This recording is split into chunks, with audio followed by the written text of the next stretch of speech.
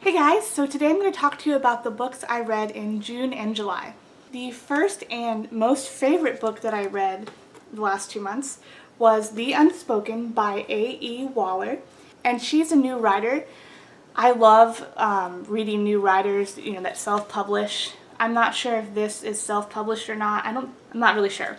But it's really, really, really good, and I totally recommend that you pick it up. So for a very brief, spoiler-free synopsis, it's about a girl named Karis, and there's a dystopian society, and there are some issues with the leaders and stuff like that. It does have a few of the cliches that most dystopian young adult novels have in it, but I found it very refreshing. I related very well to the main character. The characters are really, really thought out very well. They're not one-stock characters. There's depth to them. The story and background is really fleshed out. It's just really done really well, and I'm excited about the second book, which comes out in December. The second book I finished is Sacred Marriage by Gary Thomas, and this is just like a self-help book for your marriage, or how to have a godly marriage. And I really like this book. I would recommend it for anyone who is engaged or newly married from about probably up to 5 years. It was very, very eye-opening. It helped me understand my husband. It helped him understand me. And it doesn't have all that cliche stuff in it about women do this and men do this. It more talks about how not to be so selfish in your marriage.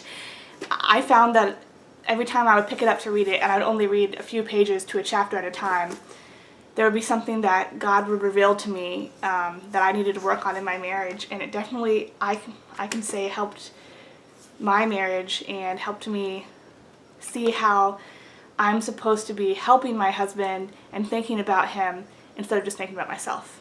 That's a really broad generalization. If you're a Christian, you should definitely pick up this book. It's really, really good. The third book I read is Birthmarked, and this is by Kara M. O'Brien. And to be honest, I really love this book too. It's a lot thicker. The storyline is really intense. There's lots of stuff that happens. The main character, I really love her thoughts and feelings. Some things I liked about this book is that there was not a love triangle. I'm so tired of love triangles, honestly. I also loved the really unique perspective that it's about childbirth, and I read it while being 9 months pregnant, so that was a little bit interesting. However, the second book in the trilogy is terrible. It's absolutely awful. So if you're going to read this, I would say just stop with the first book.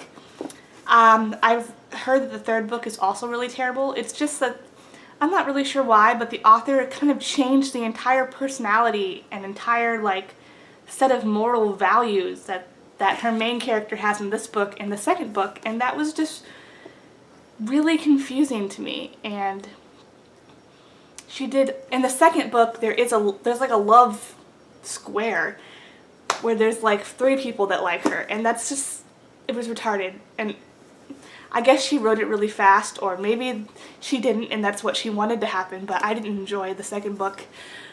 The first one is really, really, really good, so I was pretty disappointed. Oh, and for a brief spoiler-free synopsis of this book, it's about a girl named Gaia who is a midwife, and there's a city inside the walls where a lot of rich people live, and she lives outside the walls, and it's also about power play, and it's also a dystopian novel, and it's pretty good. The fourth book I read is The King of Elfland's Daughter by Lord Dunsky, and I'm sure I'm pronouncing his name really wrong. This is a classic, and I picked it up because I thought I would really like it, but it's very high spoken language. It reads more like poetry or like a tall tale. It doesn't really have a story. It's more like he's explaining like a ballad about what happens to these characters. And it was okay. It wasn't my favorite book. It just, I don't really like his style of writing. Not really a big fan of that. But if you're interested in classics and you like books that read like poems and you like fairy tales, you'll probably like this. The very last book that I'm still reading is Gospel in Life, and this is the book I'm going through with my Bible study.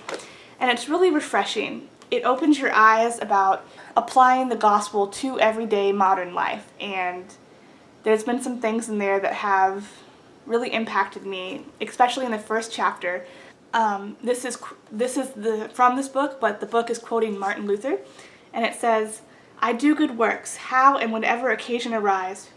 Whosoever is assuredly persecuted that Christ alone is his righteousness, doeth not only cheerfully and gladly work well in his vocation, but submitteth himself to all manner of burdens, to all dangers of the present life, because he knoweth that this is the will of God, and that his obedience pleaseth him." And there's some medieval language in there, but it really impacted me because with pregnancy I complain a lot, and I've been feeling really uncomfortable and just ready to be done. But if this is the will of God, then I should submit to it with a joyful heart, willingly, and praise him for it. And that's just one of the things in the very first chapter that really, really impacted me. So last but not least, I wanted to go over one book that I'm currently reading, and that's Heartfelt Discipline by Clay Clarkson.